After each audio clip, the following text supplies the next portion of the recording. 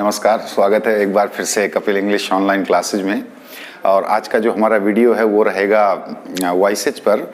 अभी तक जो आपने दो पार्ट में वॉइसेज देखा उसमें जो बेसिक कॉन्सेप्ट की बात है उस पर बात की गई। अब जब मैं इस वीडियो में लेकर के आ रहा हूँ कि टेंस वाइज, जैसा कि जिक्र हुआ था, मैंने स्टार्ट भी किया था पिछले वीडियो में, तो वो बात हुई थी असर्टिव सेंटेंसेज को हम लोग चेंज कर रहे हैं एक्टिव से पैसिव में। तो चलिए स्टार्ट करते हैं। आइए, तो टॉपिक अपना है assertive sentences.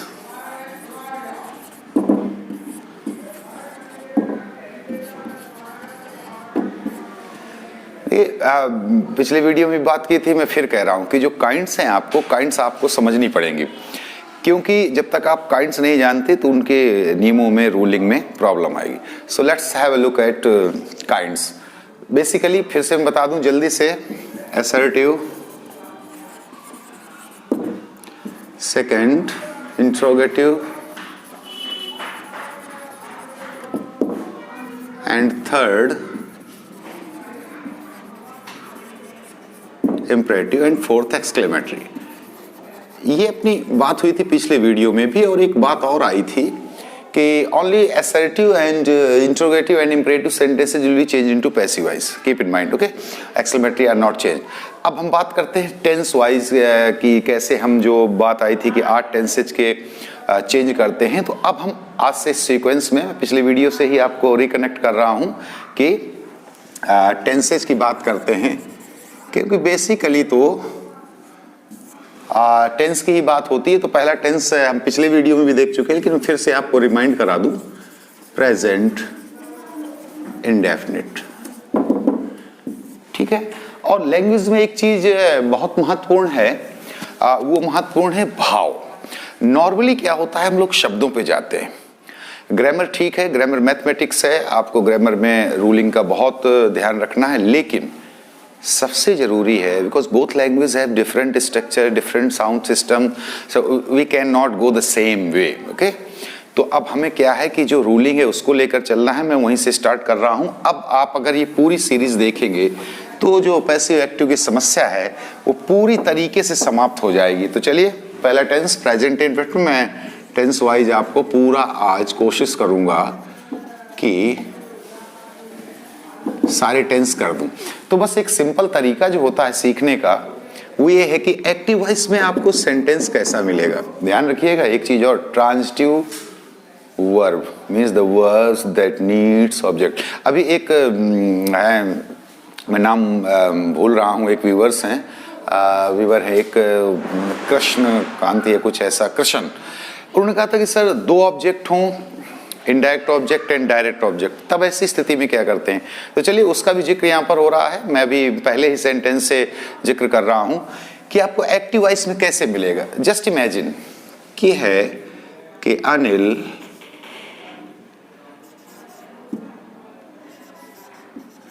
gives me an apple daily, या इसको ऐसे इतना ही रखिए। अब देखिए एक्टिव वॉइस सेंटेंस ऐसे मिलेगा। तो इसकी रूलिंग पहले जो मैं पिछले में की, पहले सबसे पहले होता है सब्जेक्ट। नॉर्मली जब हम कहीं पर कोई सेंटेंस देखते हैं in English structure, Hindi is rather different. Hindi में पहले होता है कर्ता, फिर होता है कर्म, फिर होती है क्रिया। राम आम खाता है। But English it rather changes, means first come subject, then follows verb and then after object और अदर वर्ड्स, ओके। ये स्ट्रक्चर की बात है। तो अब इंग्लिश में क्या है, सबसे पहले मिलेगा आपको सब्जेक्ट, फिर वर्ब। ठीक है। अगर वो ट्रांजिटिव वर्ब है, मीन्स अगर ऑब्जेक्ट की जरूरत है क्या या किसको से, तो आपको ये 2 ऑब्जेक्ट मिले, जो अभी मैं बात कर रहा था कि ये 2 ऑब्जेक्ट हो तो कैसे चेंज करें।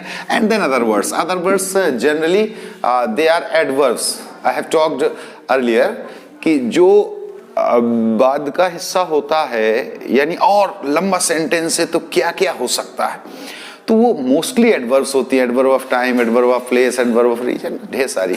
तो चलिए उस पे जब मैं अभी पार्ट्स ऑफ स्पीच में आगे बढ़ूंगा। एक और सीरीज चल रही पार्ट्स ऑफ स्पीच, कई शिष्यों का फोन आया और भी साथियों का जिनके बच्चे अध्ययन कर रहे हैं कि भाई नाउन से तो आगे बढ़ो, तो मैं नेक्स्ट वीडियो में प्रोनाउन लेकर चल रहा हूँ। जब नाउन डिटेल की बात होगी तो फिर उसको और देखेंगे। तो अभी के लिए फिलहाल इतना ही है। तो अब आपको मिला सब्जेक्ट वर्ब, और ये दोनों ऑब्जेक्ट हैं बेसिकली। अब ये थोड़ा सा मैं अभी बताऊंगा आई और डी ओ, डायरेक्ट ऑब्जेक्ट और इनडायरेक्ट ऑब्जेक्ट, ठीक है। अब ये होगा कि ये तो एक्टिव वॉइस का स्ट्रक्चर हो गया। पैसिव वॉइस में आपको करना क्या है, मैंने बार बार बताया, कुछ नहीं है, बहुत इजी है। सिर्फ ऑब्जेक्ट ढूंढिए, और ऑब्जेक्ट ढूंढने के लिए क्या, वही तरीका, क्या या किसको। अनिल मुझे रोज एक सेब देता है, ये सेंटेंस। पहला प्रश्न, क्या देता है, तो एक तो हुआ सेब, एक आपका ये ऑब्जेक्ट है। दूसरा प्रश्न है किसको देता है, इसमें दोनों है, मी, ये भी, ये आपका इनडायरेक्ट ऑब्जेक्ट, ये डायरेक्ट ऑब्जेक्ट। जो सजीव होते हैं यानी जो जिंदा लोग वो इनडायरेक्ट ऑब्जेक्ट, और जो निर्जीव लोग, या निर्जीव लोग क्या, जो निर्जीव चीजें होती हैं वो डायरेक्ट ऑब्जेक्ट। ये कॉन्सेप्ट है IOTO के, when they change their places or they exchange their places, there some preposition is very necessary. Okay, तो ये आगे बात होगी। अब ये तो हो गए दो ऑब्जेक्ट की बात। करें क्या, देखिए भाव की ज्यादा कीमत है। हम इसको लेकर के बनाएं या एप्पल को लेकर के, it depends on the context. Context क्या है, ये देखिए भाव समझो, भाव शुद्ध होना चाहिए। मैं एक फिर से एक बात बता दूं, जैसा कि मेरी आदत है, कहते हैं एक केजी का बच्चा था, एक दिन अपनी मैडम से बोला, मैडम आप मुझे प्यार करती हैं कि नहीं। मैडम बोले ऑफ कोर्स प्यार करते हैं। बोले सच बताइए। बोले बिल्कुल आपको हम बहुत प्यार करते हैं। तो बोले आई लव यू कहिए। तो मैडम बोले केजी का बच्चा है, बोले आई लव यू। बोले सच में? तो बोले हाँ हम आपको प्यार करते हैं, आई लव यू। तो बोले ठीक है, फिर मैं कल पापा को भेजूंगा आपके पास।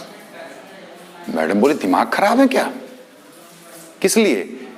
तो बोले हमारी आपकी बात करने के लिए। बच्चा बोला, बोले दिमाग खराब है क्या, नालायक, कितने छोटे हो, तुम्हें शर्म नहीं आती है इस तरीके की बात करने, किस लिए बात करने के लिए? तो बोले मैडम ट्यूशन पढ़ने की, जब आप हमें प्यार करती हैं तो मैं आपसे ट्यूशन पढ़ूंगा। बच्चे का भाव शुद्ध था और मैडम के मन में तरह तरह की बात। तो क्या मतलब है, we should always take care of, we should always try to feel the pulse of language. हमें भाषा की पल्स समझना है। तो कब ये जरूरी है, कब ये जरूरी है। असल पैसिव की आवश्यकता क्यों पड़ी, when object is important, means something is done to something और someone, then we need passive voice। ऐसे ही नहीं कि हर का बना दे, मैं पत्र लिखता हूँ, a letter is written by me, I write a letter is written by me, I play football, football is played by। no, जब हमारे लिए काम ज्यादा महत्वपूर्ण है, ये मैं आगे की बात कर रहा हूँ, एग्जाम्स के लिए ठीक है, सीखने के लिए, लेकिन फॉर बेटर इंग्लिश मैं आपको रियलिटी बता रहा हूँ कि जब आप अंग्रेजी बोलोगे या अंग्रेजी लिखोगे, तो जैसे ये ना किसी घर में गए और भाई क्या पक रहा है, now we have more importance on that particular thing, not on the person who is preparing और हु इज कुकिंग और who is doing all that job.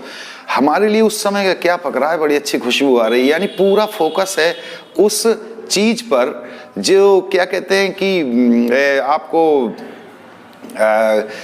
काम हो रहा है, जो या भैया जलेबियां बन रही हैं, या और ऐसे कोई भी चीज है कि सब्जी काटी जा रही है, मीन्स सब्जी महत्वपूर्ण है, काटने वाला महत्वपूर्ण नहीं है। लेकिन अब इस सेंटेंस में अब हमें ये फील करना है, we have to feel it, which object is more important, me is more important. कि जब हम बोलते हैं अनिल मुझे रोज एक सेब देता, मैं ज्यादा महत्वपूर्ण हूं या वो सेब?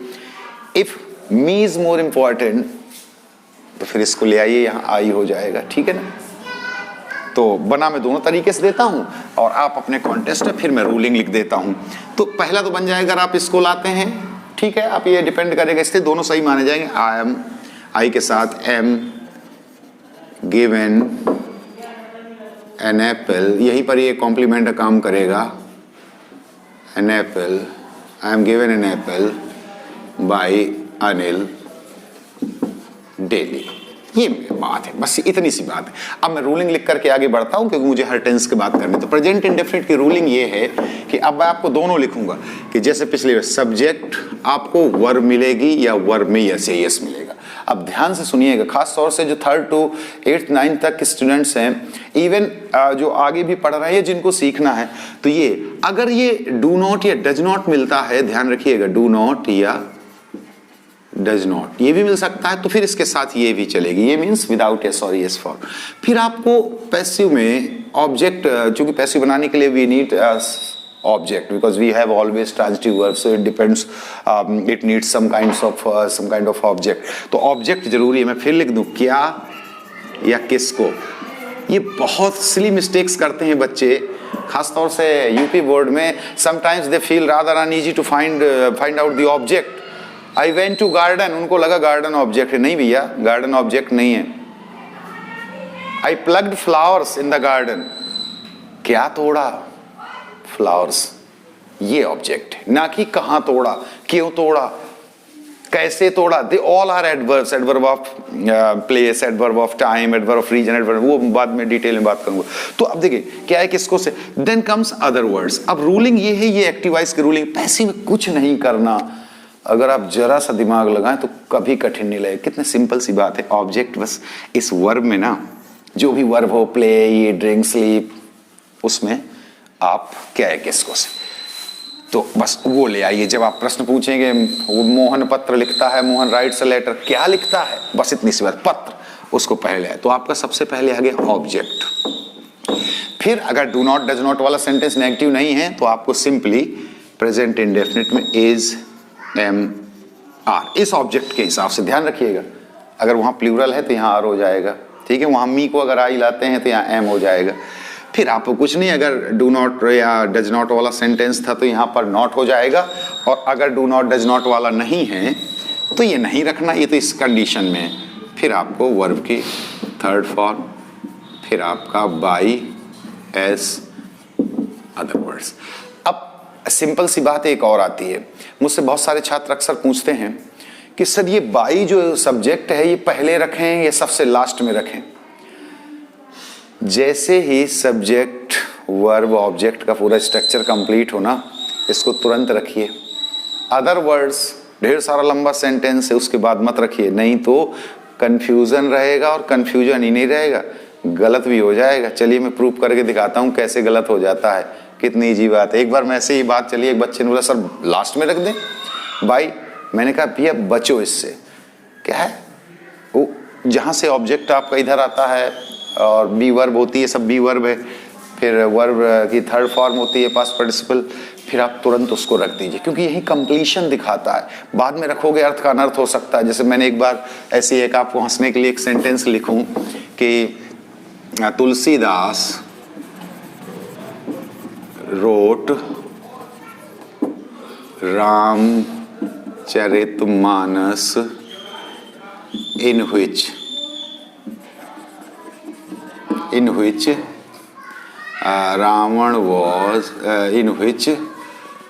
Ravan was killed।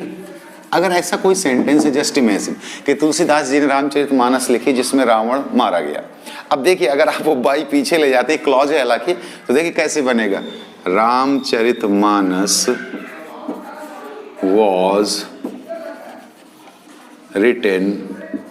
अगर ये बाई नहीं लगाते, कायदे से यही हो जाना चाहिए, Ramcharitmanas was written by Tulsidas. लेकिन अगर हम बाद में लिखते हैं इन which,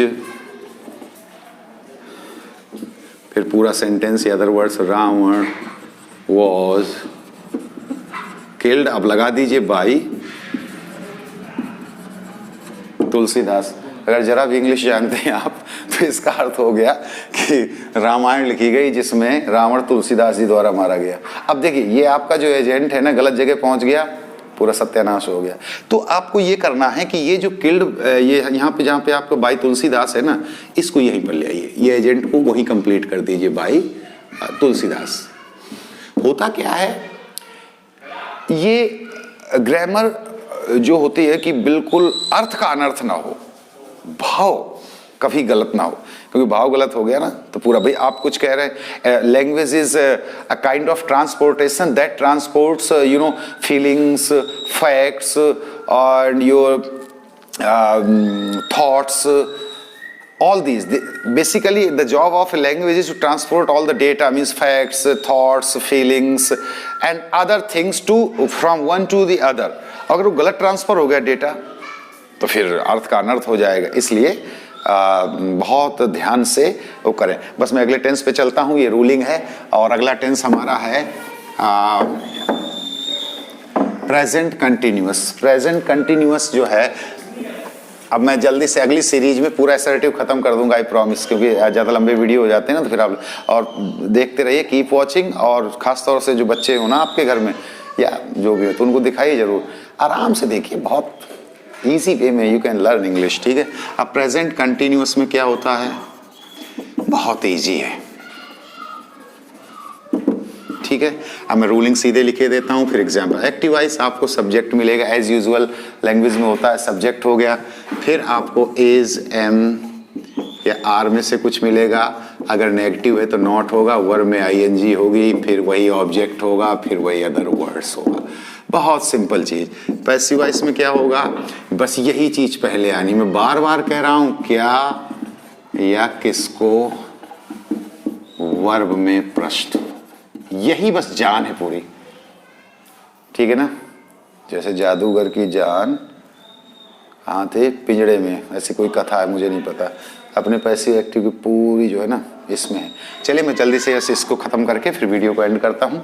तो इसमें बस कुछ नहीं है, पैसिव वॉइस में आप यही ऑब्जेक्ट पहले ले आएंगे, फिर वैसे ही is, am, are, depends on the object. If it is plural then you need are, or whatever singular is, or if it is I then it is followed by it is written before M। अभी R हो गया, ठीक है ना। Not अगर है, negative sentence है तो यहाँ नॉट, वी थर्ड, फिर यहीं पर लगा दीजिए by subject then other words. एक एग्जांपल ले लेते हैं, मान लीजिए है कि माय फ्रेंड्स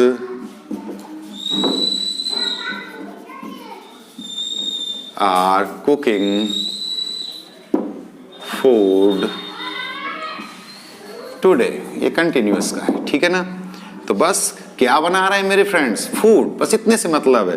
तो यहाँ पर पैसिव में हो जाएगा फूड इज, सॉरी एक चीज गड़बड़, ये थोड़ा सा गड़बड़ हो गया, नॉट प्लस बीइंग, कंटिन्यूअस में भूल गया था, plus V third, plus being, food is being cooked by my friends, और बस वही अदर वर्ड्स टुडे, ठीक है ना।